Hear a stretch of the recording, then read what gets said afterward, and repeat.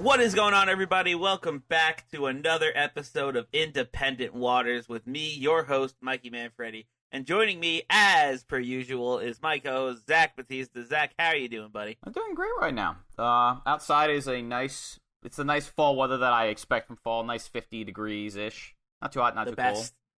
Honestly, my ideal temperature is like between like 50 and like 70 is like my ideal temperature range. Like, give me that all the time and I'll be the most happy child around. It would be so nice. Walked my dog. It's nice. It was just a nice morning to get off to, and had some nice breakfast, so I can't complain. Nice. How about you? Nice. I just had a nice bowl of Captain Crunch berries. Always solid cereal. Probably my favorite cereal. Zach, what is your favorite cereal? Do you have a favorite cereal? Probably a toss-up between Frosted Flakes and I want to say Cocoa Puffs. Cocoa Puffs. That's one I haven't had Cocoa Puffs in a minute. Cocoa Puffs are like my nostalgic cereal that I always ate as a kid or loved to eat as a kid. Mm-hmm. And Frosted Flakes, I can never go wrong with a bowl of Frosted Flakes.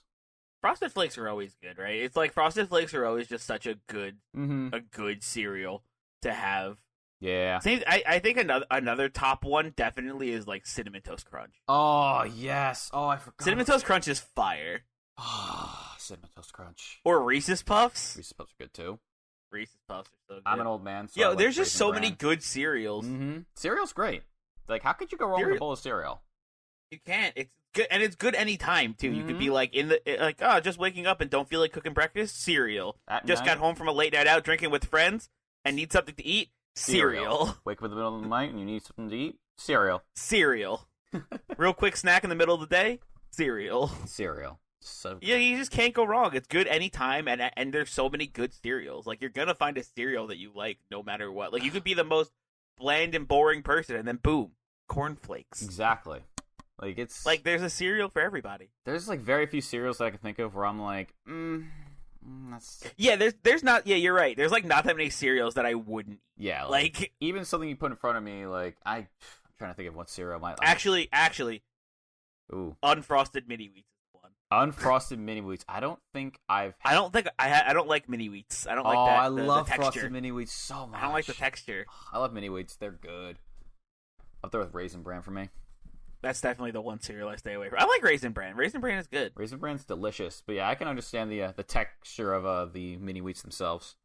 All right. Well, Zach, we're not here to rate cereals. We're here to rate wrestling matches. This is very true. So, who started off last week? I believe it was you or me. I don't remember, actually. Let me think. Hold on. Let me go back to my matches for a second.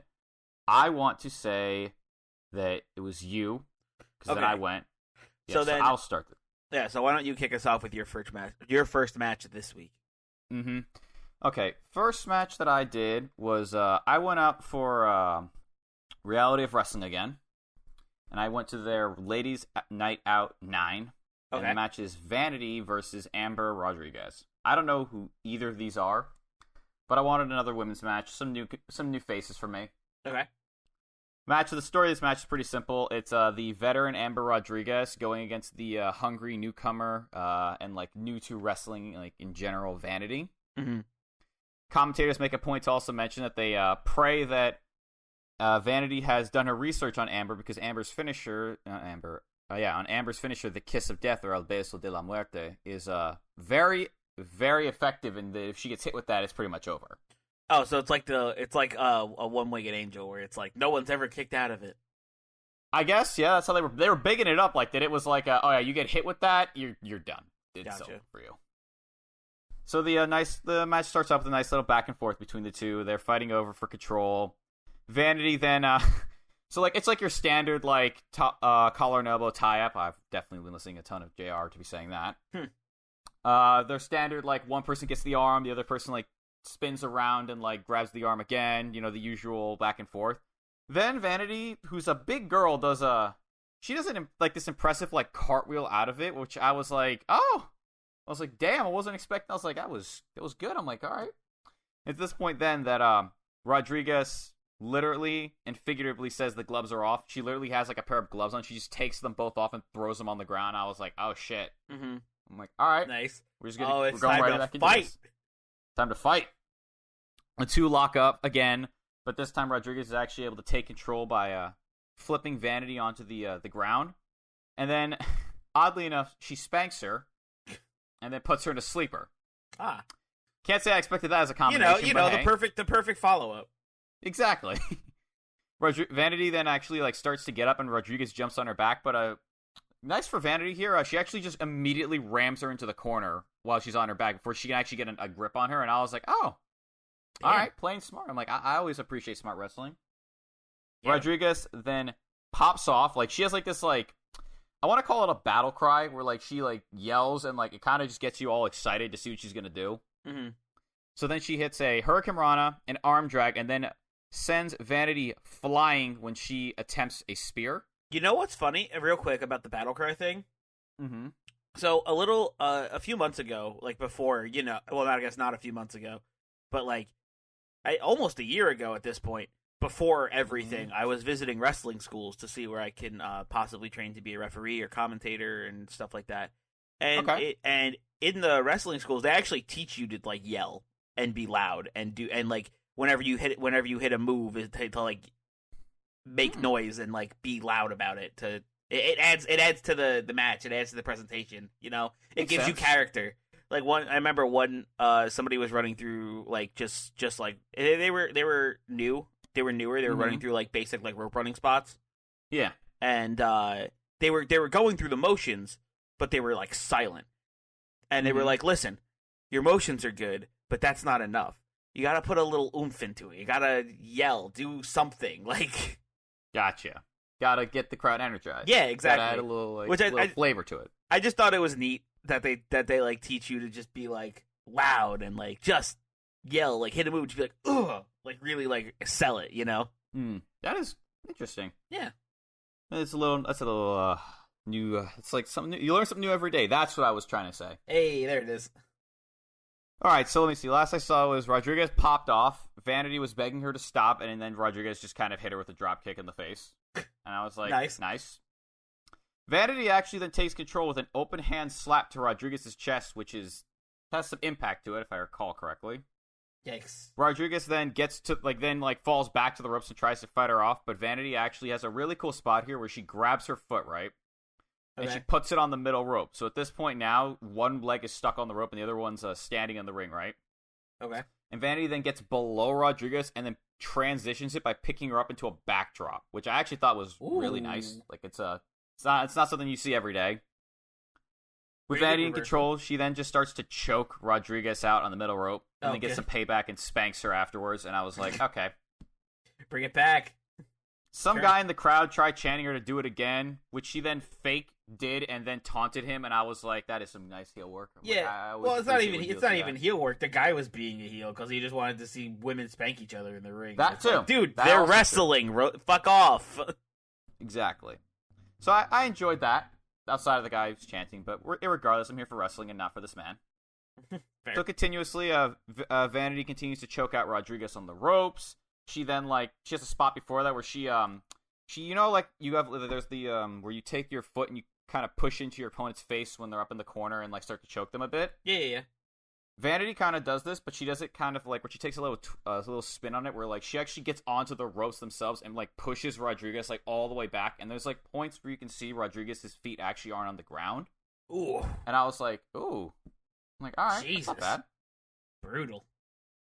Finally, though, Rodriguez is able to actually stop this offense by hitting her with a spinning heel kick into a neck breaker. Jesus, that's wild. Yeah, it was a good spot. Unfortunately, after that, they went for the spot where what is it, the face runs at their opponent, turns around, they get them in a wheelbarrow position, and I guess it goes to towards a bulldog or something like that. Okay. But the two kind of mess it up. But thankfully, they don't let this actually stop the spot. Vanity instead just kind of drops Rodriguez on her face and then just starts to beat her down. And I'm like, good. That's all I can ask for. And this is just a rule of thumb. If you botch something and you're able to salvage it and just not let it ruin your flow, then I'm fine with it. I don't mind. Pretend you didn't make a mistake at all, and it's completely what you meant to do. We then get into a classic hockey fight. Oh, my favorite. Which starts out with an extremely loud slap to the face by Rodriguez. Like, this was some shit that, like, you see in, like, a novella, like, when someone gets slapped in the face and it's, like, comedically loud. Oh, yeah. That's what this slap sounded like, and I was like, how dare you! Exactly. After this fight, we then get to the finish to the match, where the two of them, like, are, like, putting their heads together after this hockey fight, right? And, like, I think Vanity's like, come on, you gonna go? Like, come on, like, come at me. Like, the two of them are, like, kind of like, yeah, what you got? The two of them, Rodriguez then hits her with 2 running clotheslines, and then runs at her for a third, I believe, but Vanity picks her up for a slam, and Rodriguez actually gets out of it, and then grabs the back of Vanity's head. She then pulls the head back, so at this point, Vanity's kind of, like, bent over backwards. She then kisses her. Okay. And then as she lifts her up, and Vanity's all stunned that she's got kissed on the mouth, she then hits her with a roundhouse kick to the head for the win, with her finisher, as I learned, the kiss of death. Oh, there it is. Yep, there it was. Literal kiss of death. I know. Like overall, this was a solid match with a few moments here and there that got a good reaction out of me, and I was like, "Oh, this is good." Nice. Like, Vanity, for what I've described, I think she has a bright future ahead of her if she just keeps improving on it. I give this match, for me, a meh. Okay. It didn't do anything groundbreaking. It didn't like have me like popping off the whole time, but there were some good spots in here, and it was enjoyable. Okay, fair enough. Another solid, good endeavor from Reality of Wrestling's women's division, or women's booking, which I'm always happy to see. Another solid, decent, okay match. Exactly. All right. So after that, my first match, we have another match from AAW Pro. Okay. We have. Oh damn, we're really hot in the last couple weeks. We have Jodi Threat taking on Kris Statlander. Now, if you recall, we did see Jodi Threat at the Collective. Is that the girl with the red hair that was in like all the intergender like mixed matches? Yes, red hair, red gear. Yes, because you were hot on Jodi Threat, I believe. Yes, and I bought a button from Jodi Threat. I bought like a pin. Oh, was that when you bought the Danhausen button? Yes. Nice. So I watched Jodi Threat versus Kris Statlander from AAW Pro. The match starts off, the two are like squaring each other up, looking each other up and down. Meanwhile, in the background, the crowd is chanting, "Boop that nose, boop that nose, boop Classic. that nose." So Statlander goes to try, but as she's slowly coming in with her like finger, Jodi's like slowly like backing away, like Matrix, like trying to like Matrix dodge it almost. It's just like it's so funny. So that's how that starts, and then there's a little bit of a sequence, and Kris Statlander ends up taking Jodi Threat to the ground, and then boops her when she's on the ground. Of course. I love Kris Statlander. Yeah, they got like a sequence in the beginning, and then like all of a sudden, like when you just like, it was such good timing too, because I had like just forgotten about the whole thing of like the whole chant, because I was like, "Ooh, this is a cool sequence," because the match is getting started, and then like knocked over, and it was like boop, and I was like, "Ah, there it is." The classic. This match showed me how this match reminded me of how hard Jodi Threat hits. Her slams are like echoing through the arena when she throws Kris Statlander. She hits like power slams and just suplexes, and it's just crazy how high impact her moves are. I recall this.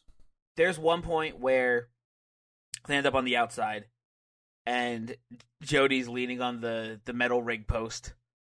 Kris Statlander goes for a chop. Jodi ducks out of the way. And when I tell you, this was the loudest I've ever heard. Kris Statlander, I thought she actually legitimately broke her hand.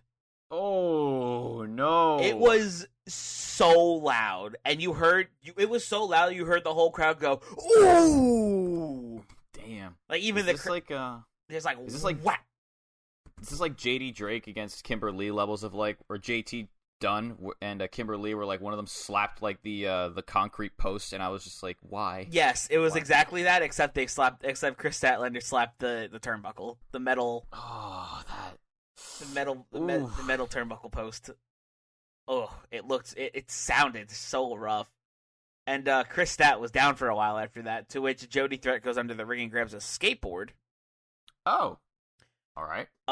And she goes to skate into Kris Statlander to like do a move off of the skateboard, but while she's skating in, Kris Statlander gets up and just super kicks her off the board. I like that. That's very good. That was very good.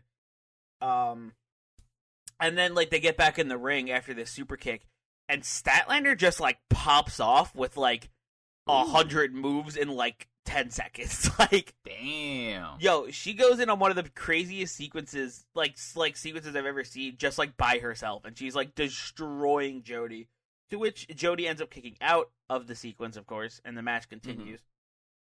After that, Jodi ends up reversing one of Kris Statlander's moves and catching her on her shoulders and hitting her in it with an F5. Ooh. To which Statlander kicks out after that.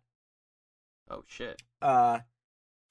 And then they keep going back and forth, and eventually Kris Statlander does get her finisher, that inverted DDT, or that inverted pile driver, sorry.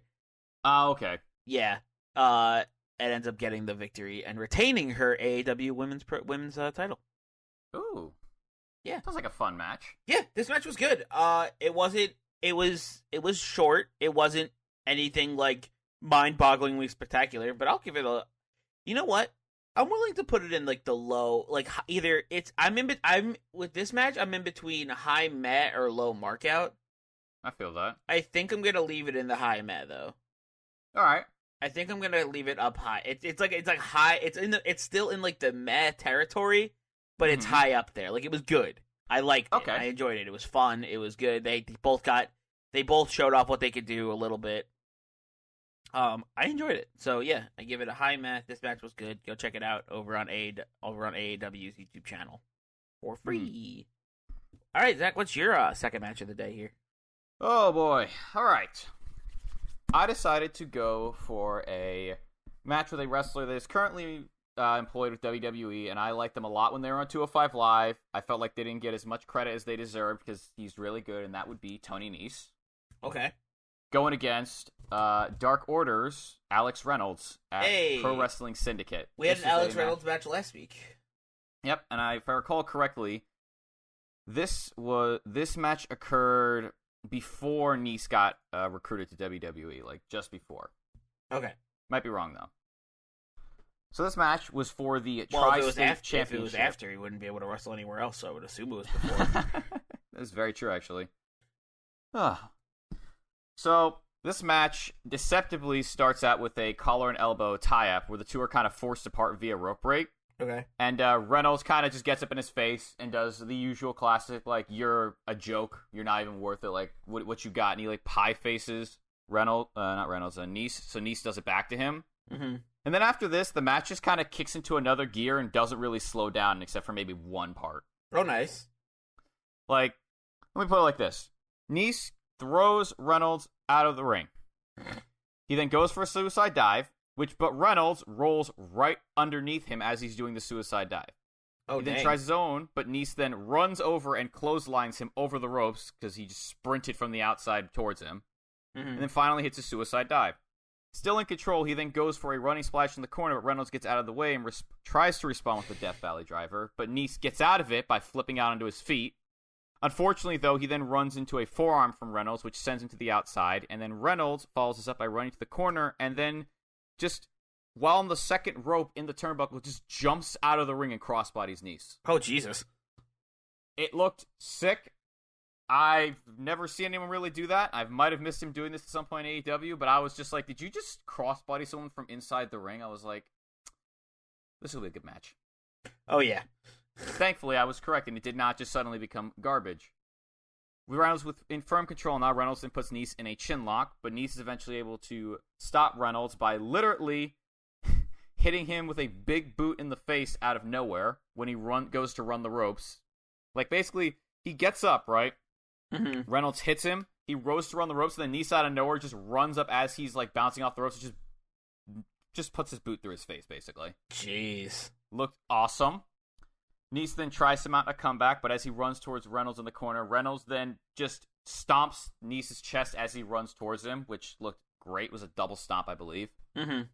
Reynolds then goes to the top, but Nese then quickly just Hurricane Ranas him, just casually. And Reynolds then tries to strike Nese, but Nese counters every single one, basically, until he leads into an ace crush to the face, where he basically grabs his face and he then throws it into his knee. Hits him with a running boot and then a spinning wheel kick. And then after this, he then hits his signature combo where he runs his opponent, hits him with a spinning elbow in the face, runs towards the other ropes, bounces off, and then knees him in the face as he goes down in the corner. Love that sequence a ton for Nese. That sounds wild. It's awesome. Love this match. The way so when much. you said he reversed like every hit, it made me think of like that one like big gaming moment that everyone knows where it's like the Street Fighter tournament and the one guy parries like every kick. Yep. And when he's at like no health and it comes back with like the whole sequence to win it. Mm-hmm. And everyone went fucking nuts. Exactly. I feel like that's what it feels like. That's what it's like. It definitely gave me that vibe. So at this point, then, Nese then tries to German Reynolds, but he gets out of it and then hits him with a super kick to the gut, a running knee to the face, and then a code breaker with one knee, but it doesn't get him the win, responding in own with his own set of combo on Nese. Reynolds then tries to moonsault off the ropes, but misses, and then Nese just casually hits him with a massive German. Like, he literally, like, deadlifts him off the ground and just Germans him, but it doesn't put him away either. Deadlift Germans are wild. I love deadlift Germans. The It's two then so get much into what I strength. labeled here a kickoff. Excuse me? Where the two of them are basically just kick. Instead of just. Did they start a football game? Funnily enough, that's just a fun wording on my part. It's basically the two of them are like kicking each other in the chest, but they're taking turns kicking each other, and I loved it. Nice. If Reynolds eventually goes for another German on him. Okay. But Nese actually lands on his feet here, and then just absolutely destroys Reynolds with a series of kicks after he so Reynolds basically runs at him from the corner, right? And he tries to big boot him, but Nese just kind of does like a Neo from the Matrix. Funny how I feel like you mentioned that he does a backflip and then he springs off mid jumping backwards forward and then just destroys him with a series of kicks. Super kick, kick to the face, looked awesome. Reynolds then counters it with another boot as he tries it again, but this time he actually connects with Nese, and Nese literally does like a full flip and turns inside out and looks like he's just out cold on the mat. Okay. Finish comes up with Reynolds, frustrated that after all this fighting with Nese, he cannot put him away because it's for the title. He then throws both his elbow pads off. I was like, oh shit. Puts Nese in a tree of woe, gets up to the top rope, but sadly for him, Nese actually stops whatever the hell he was going to do. I don't know what he was going to do because I don't know Reynolds well enough, unfortunately, know his finishers. Okay. Nese, as he's got his back turned, trying to keep Nese's like feet pulled up, Nese just lifts himself up and just Germans him from off the top rope, and he just plants him under the mat. And then just nails him with a 450 for the win. That's wild. I thought this match was awesome. These two beat the hell out of each other, put on a really exciting and entertaining match. It was just full of energy. There wasn't that much of a story there, which is unfortunately like the one thing that I was like really yearning for with this match. But it was a championship match, so I'll take it with two guys really putting it all out on the line to get to get the title or retain the title. Mm-hmm. And I give this match. It's funny we're talking about the high Met, the low markout range, because that's where I was debating with this match. But I'll give it the low markout just because it's a good time. Okay. Fun time. Nice. I enjoyed it. All right, we got a mark out. Let's go. Yeah, we did. Love that. All right. So for my next match, we have actually a tag team match. Ooh. We have a match from Beyond Wrestling. Mm-hmm. We have always good stuff from there. We got Hot Sauce Tracy Williams and Okay. and Wheeler YUTA. Okay. Taking on Dominic Garrini and Kevin Koo. Well, I've never heard of any of these people. This should be fun. I've heard of Wheeler YUTA, and I've heard minimal things about Tracy Williams. Hot. You see, I didn't know. I was like, oh, Tracy Williams, never heard of him. And then I heard the announcers call him Hot Sauce Tracy Williams, and I was like, I know that. I've heard that before somewhere. But somewhere. This match starts off. I'm gonna be honest, very awkwardly. It starts off very technical wrestling and like it's fine, and then all of a sudden each person in the ring just calls for the other person who's not in the ring, and it's like takes forever to get the tags in and out, and they try to like all wrestle each other, but like it feels so slow and so weird and so like, all right, come on, like just fight. Doesn't like, why do you have to fight somebody certain? Just fight whoever is there. Like just go, come on, I want to watch this match. You know. That is. It takes forever to get started. This match was weird. That is. Yeah, it's weird. Bizarre. It's weird because we'll get to it later. I have an interesting take on this match, but and in the beginning, the crowd is also dead, which does not help the slowness. Oh no! It's like there is a crowd because you heard them applaud for their entrances, but they're just like silent, throughout like the first beginning of this match, and it drives me nuts. Bad crowds always just can ruin a great match. They come around later. It was just like there was nothing happening to cheer for because I kept trying to, because it was just like they did a couple of moves and it's like I want, and then the wrestlers in the ring would be like, I want that guy over there, and everyone else is kind of like, just beat the shit out of each other. Yeah, I don't care who you want to beat up, just beat someone up. Yeah, this is one of the times where I don't think I'm blaming the crowd here for the beginning being silent, because like there was like just nothing to there was nothing to even like cheer for or chant for or whatever. I rescind my crowd comment. There was YUTA has a cool ankle lock reversal where he like twists around and kips up and gets into like a almost like a super kick kind of thing. It was sweet. Okay, that sounds cool. Yeah. Then like the weird tags just all of a sudden lead to like chaos to where like everyone's in the ring all at once just fighting each other. Okay. And that was a little bit of a mess. But thank goodness, finally the match starts picking up. Okay. They start getting in cool double teams, the flow starts getting there, and everything starts coming together, and it's like, okay, finally a watchable wrestling match. Yes. Like, thank goodness. And when it gets there, it's good. Like, it's not a bet. Like, this is why I'm so like confused about this match, because it starts off so bad and so like weird, but from that one point where it picks up to the end, it's very good. All right, that's good to hear. There's a lot of really cool double team action from both teams. They're both like doing crazy double team sequences on the other guys. There's one point where YUTA and Tracy Williams just start slapping each other back and forth to like hype each other up because they're on the same team. Okay. They're just like slapping each other. They're just like, yeah, like pumping each other up. And then they go to do a double team move, and then I think it was Kevin Koo like reversed it and ends up hitting his own move, even though they both just like pumped each other up. It was really funny. There was a really cool spot where Dominic Garrini, who I'm just gonna call Dom because that's what his tag team partner Kevin Koo was calling him the whole match. Okay. So there was a one point where Dom has YUTA in a sleeper hold.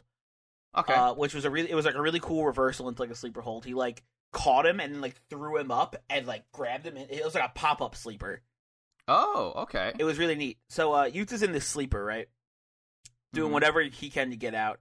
And then YUTA's partner Williams comes in the ring and just starts kicking Dom to get him off of YUTA. But Dom like takes the kicks. He's like, I'm not letting go. I'm not.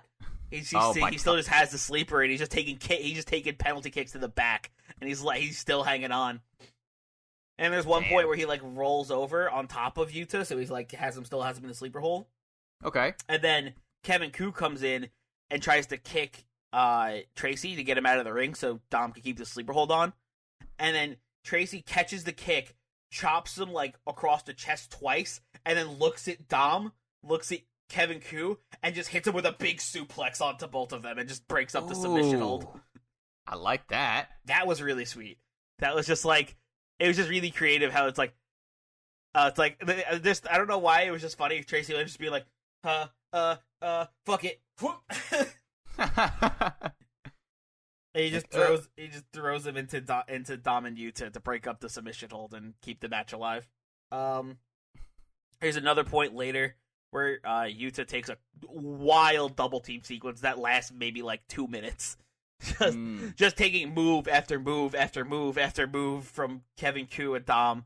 And then Williams dives in at the last second to save the match again. Damn.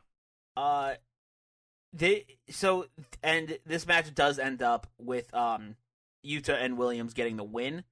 When YUTA gets Dom in a submission hold, and the two legal men, Williams and Kevin Koo, end up getting into Williams ends up hitting his finisher on Kevin Koo and getting the victory with the 1-2-3. But this match, my weird take about this match is that it could have definitely benefited from being shorter. Usually I say matches need to be longer, and I'm like, I wish this match was longer so I could have seen more. Yeah, I was actually about to say, it's a shame that the beginning of the match didn't sound as exciting as the end of the match did. Throughout this match, there was a lot of points where they could have just, like they could have made this match shorter and kept all the cool spots in. But there was so much no-selling shots and being like, yeah, hit me again. Yeah, do it again. There was a lot of hulking up where it's like they get hit and they're like, ah, and they come back.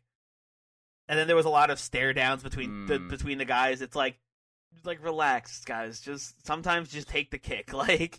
Just take the kick and move the match along. We don't need a hulk up every 2 seconds. We don't need a no sell every other shot. You know, it feels like they were just like no selling and hulking up a lot, and it was like, okay, we get it. Come on, just wrestle.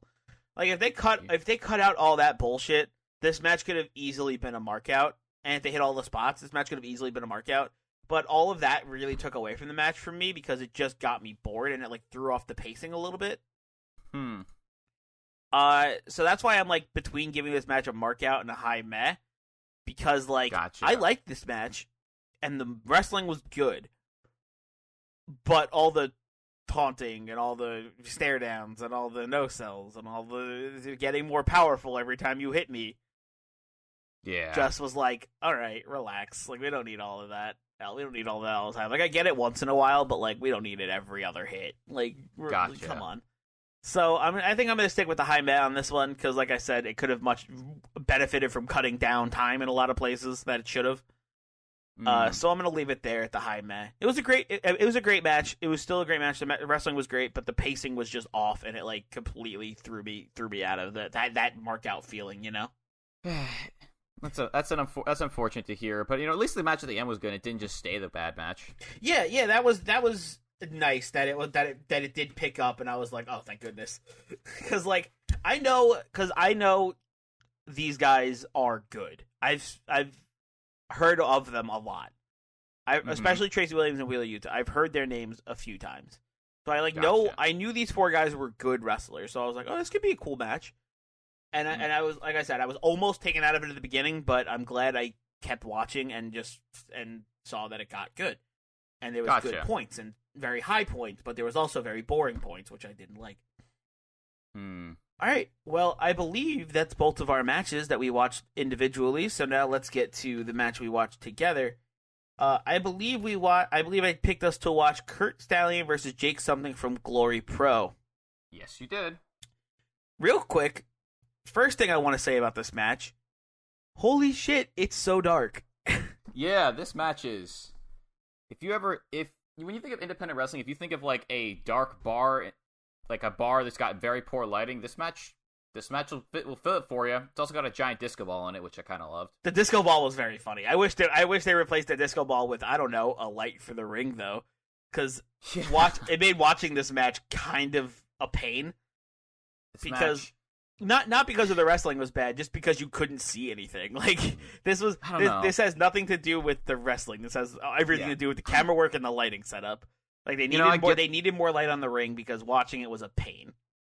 See, that's funny. So for me, I actually didn't have that much of an issue. But I will say for this though, he's not wrong though. They could have used more lighting. I would have enjoyed some more lighting. There was some parts where it was like fine. Like when they're on the outside, there was a camera with like the light on top. It looked like. Yeah, I think so. I think you're right. But anyway, to get to the actual match, I like how as soon as the bell rang, Jake immediately was just like, all right, going in, and just took down Stallion and just started beating the crap out of him. He destroyed him for the beginning of this match. Yeah. He literally dominated him. Yeah, Jake something took control literally right off the bat. He like chucked Stallion into the crowd, beat him up. As he crawled into the ring, Jake threw him into the ring. He crawled out of it. He then sat in the chair, begged him to not beat him up some more, so just grabbed him by the throat and just hoofed him into the ring. And I was like, I love this. Yeah. Because, for any that don't know, the story for this match is that this match was for the Glory Pro Championship, and this build had been 1.5 years in the making.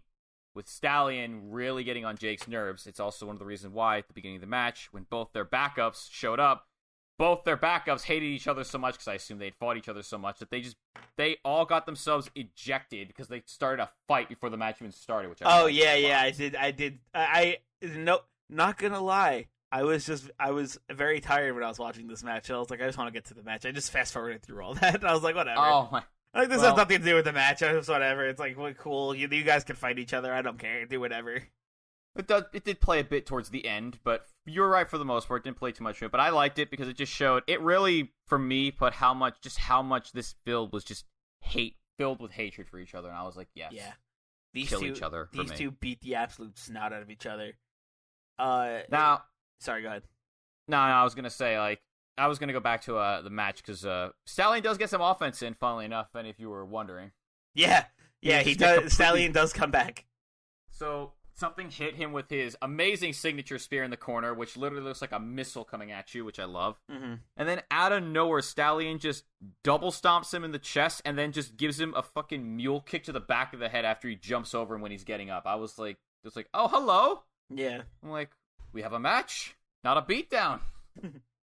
One of my favorite spots in this match actually came a little bit later when Curt Stallion went to go spear Jake Something, and Jake Something just caught him out of the, just caught him and just got him into like a gut wrench powerbomb as a reversal. That was so sick. Good. He literally just dove and in midair, Jake Stallion was like, "And nope, gotcha." And you're caught, and you're in the mat now.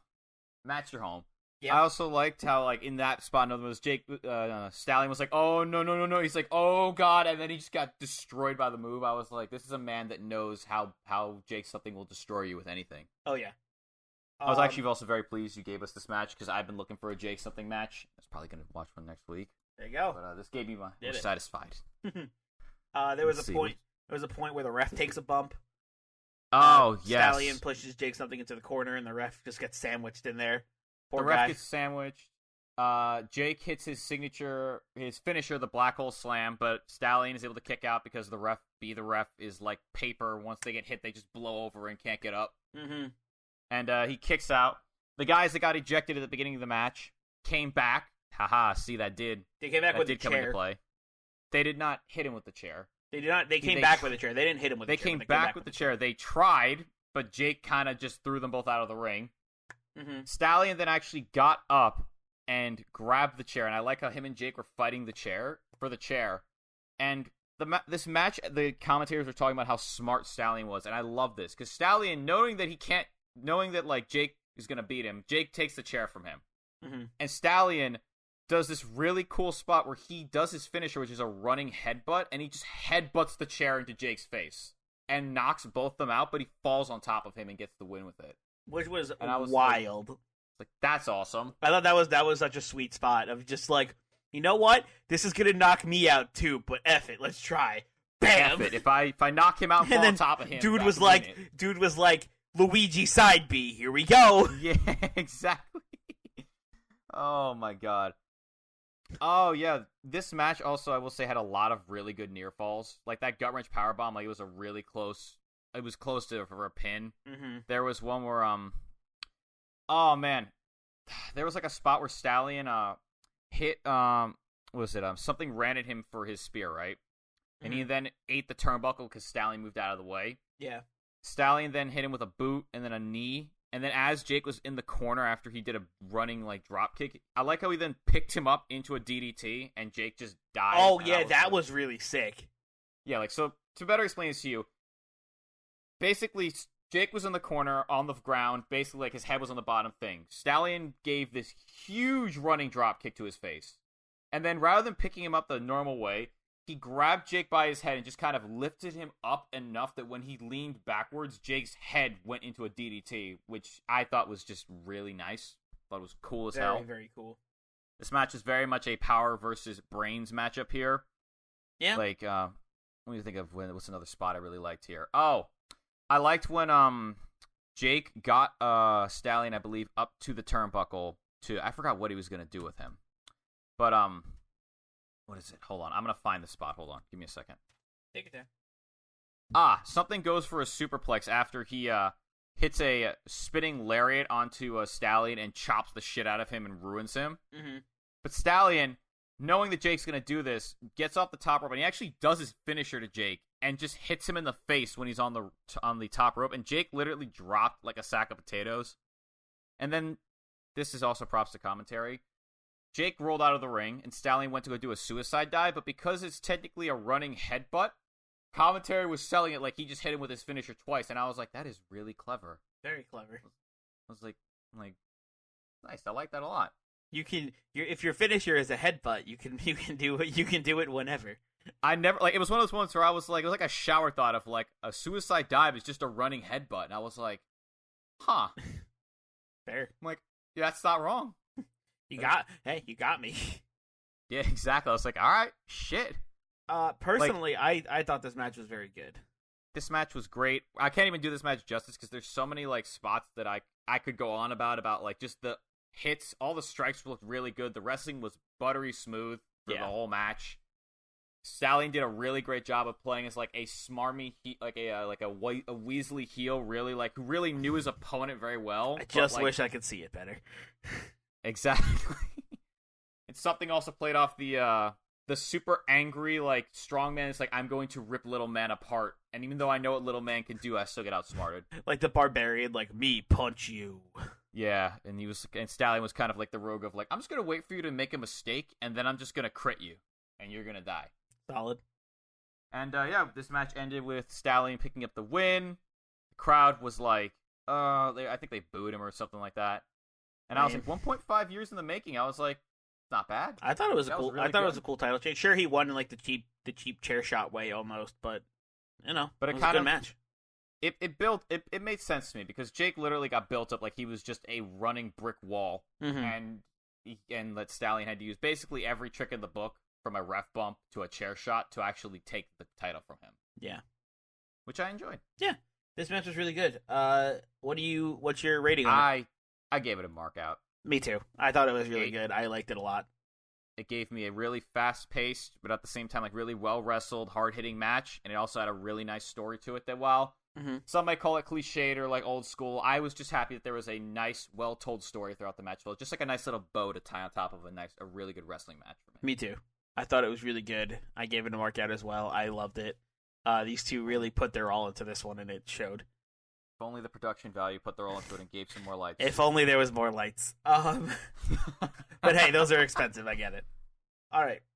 Well, we reviewed all of our matches this week, so that brings us into our segment, The Double Down. The Double Down. Where we review matches from last week from each other's perspectives. Zach, do you want to kick us off? I believe I gave you Zack Sabre Jr. versus Robbie Eagles. You did, and I was about to say, ha! I actually remembered that I started second last week, so I actually know that I'm going first this week. I remember too this time, clearly. All right. I totally didn't just guess and hope for the best. No. It all worked out in the end. Anywho, to this match. I was so pleased when you gave me this match, because this match sounded amazing, and goddamn, this match was a wild ride, and I was just eagerly there for it, and I wanted more of it once the match was done. I loved in this match so much how well Sabre Jr. countered I almost said Bailey. I'm thinking of Mike Bailey for some reason. Eagles' offense into, like, just nasty submissions. From the 450 countered into a armbar, which looks smooth as hell. The Pele kick that got countered into an ankle lock, or the leapfrog spot you talked about where he caught him into another, like, grapevine just out of midair. It was so good because for the rest of the match, it just kind of gave you this feeling. Whenever Robbie was on the offense, you kind of got this this feeling of, like, you didn't know if he was going to keep it up or if Sabre was just going to pull out another submission that was just going to stop him in his tracks. It's like, oh, Robbie has the upper hand. Does he though? Yeah, it's like, does he though? I loved when the crowd was chanting in this match, "Fight Forever," when Sabre Jr. was kicking Robbie in the face, and he's like, "Oh yeah, sure, I'll keep kicking him." Sure, whatever. As he's kicking Robbie in the face, he's like, "Come on, you gonna fight forever? What you gonna do about it?" Love that. I thought Robbie did such a good job at playing the valiant face here. He sold every submission really well. He sold it like every single one should be sold, which is just pain. Love that. It gave Junior this dangerous origin, but it also made me and the crowd want to see him overcome it. And it made Robbie look like a damn, he's tough to be able to go through like 4 arm bars. Just so many different submissions that I can't lift off right now off the top of my head. Yeah, it turns out Robbie Eagles is just really good at what he does, huh? I know. It's crazy. I loved Sabre Jr.'s punts because each one just sounded like he was just kicking a hole through his chest. Mm-hmm. Great. I thought that Robbie had a lot of really cool high-flying offense here as well. One specific one I liked was when he rolled past Sabre Jr., who was facing away from him, and as he did it, he took his knee out mid-roll, and then followed it up by giving him a lariat to the back of his head, which I thought was a really cool set of offense for him. I loved a lot of stuff, but now I have to talk about the spot. The spot? The spot that, if you didn't listen from last week, Mikey said for this spot... The crazy sequence spot? Because this spot was insane. It was done very well, and I'm going to attempt to describe it right now. Interesting. Go for it. Okay. So, Sabre Jr. is in the corner right now. Robbie runs at him, and instead eats an elbow to the face. Sabre Jr. then goes for a running, spinning back elbow, but Robbie grabs both of his arms. So now at this point, Jr. is on his back with both his arms caught, and he tries to transition into a backslide. Sabre Jr. then gets out of it and gets behind Robbie, drops him to the mat by pulling out his ankles, hitting his ankles out from underneath him, and tries his own roll-up where he flips him upside down, where now Robbie is now on his back to the mat with his legs in the air, and then he puts his whole upper body in an arch backwards to kind of press the legs towards Robbie's face, but Robbie kicks out of it. Robbie then kicks Sabre in the gut, who then counters it by spinning around and giving him an enziguri to Robbie's arm, which looked great. The two then avoid each other's kicks before slapping each other in the face and then both collapsing. That was very good, actually. Thank you. I was like, I'm going to get this. That spot was crazy. The selling in the match was just so good, and I didn't even talk about it, but I'm going to be very brief about it because I've already gone on for a bit longer than I was anticipating. Sabre Jr. and Robbie made every single strike sell like death. I think Sabre Jr. died a few times when Robbie kicked him in the face. Oh, yeah. Every submission, like I said, Robbie was screaming out in pain, and it made something that could have very easily go all right, he just does submissions to, oh, God, everything he does could kill him or make him tap. Oh, no, this is bad. Oh, no. Oh, no. It was amazing. In case you can't tell, the match gets the mark out. Oh, yeah. This is the type of shit I was looking for. It was so good. It was a fantastic match between those two. I love both these guys in this match. Oh, yeah. Same here. Great job. It was really, really good. Now, I believe you gave me a match from Black Label Pro. Yes, you gave me Stephan Bonnar versus Logan James. Yes, I did. I'm going to come out right off the top. I didn't like this one. Oh.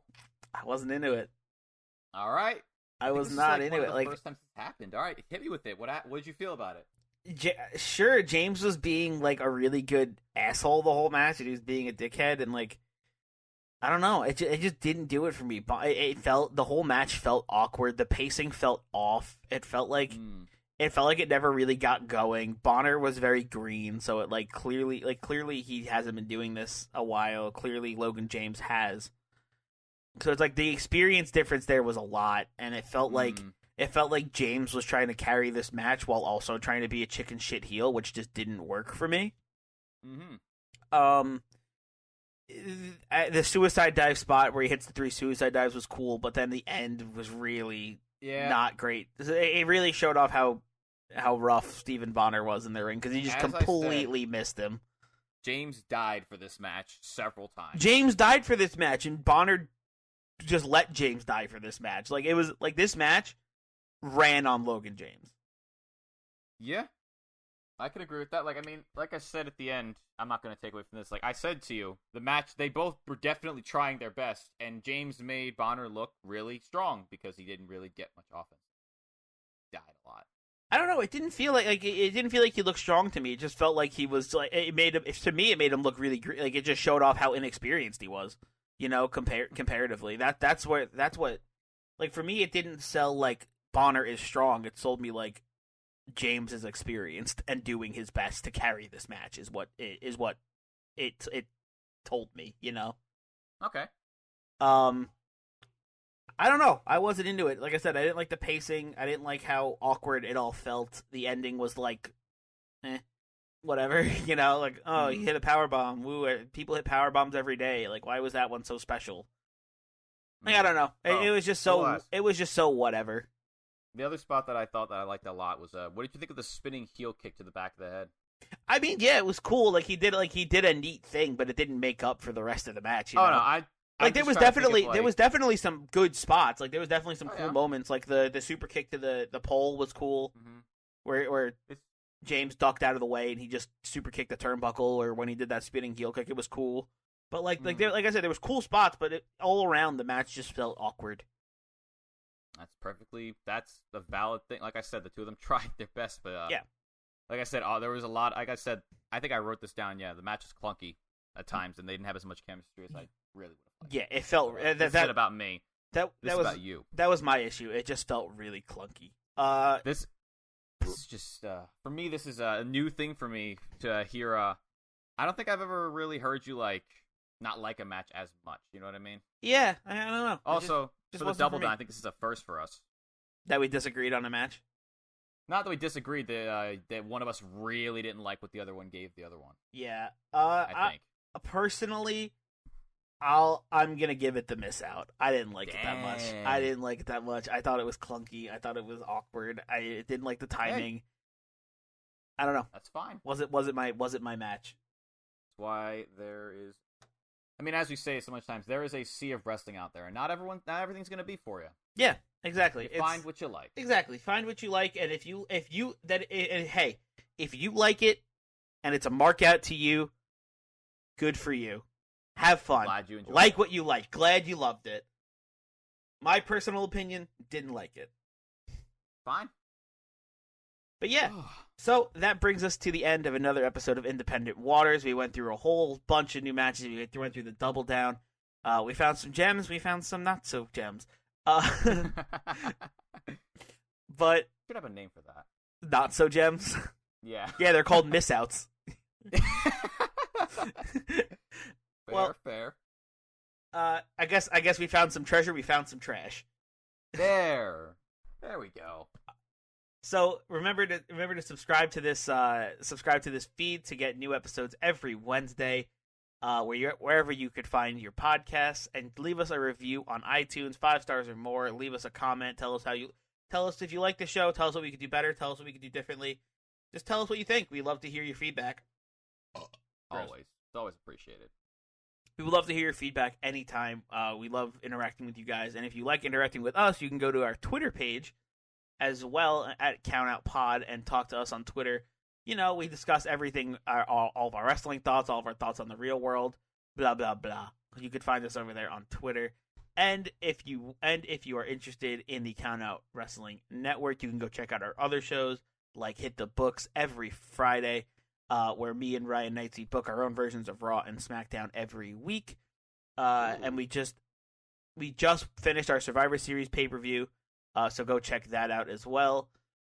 And if you like New Japan, go check out Ryan's new show, G1 and Only, every other Monday, where he goes through and checks out people who are only in the G1 Supercard one time and one time only.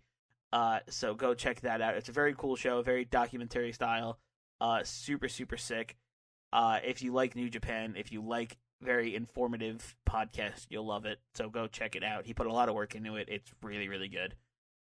And go check out our YouTube channel where we post video versions of all the podcasts and some new and some interesting video content here and there. We have 2K outcomes for Hit the Books, and we have our vlog over there where me, Zach, and Ryan went to the collective, so you can go check that out as well. And if you want everything to do with this podcast network, Countout Network, go to countoutpod.com. where you can find just about anything and everything that has to do with this network. I think that wraps it up for the plug. Zach, anything this week? Nope. All right, well, Zach's got nothing, so that brings us to the end of another episode of Independent Waters. Thank you all for listening. We appreciate all of you. And remember, there's a giant sea of independent wrestling out there. So never stop exploring.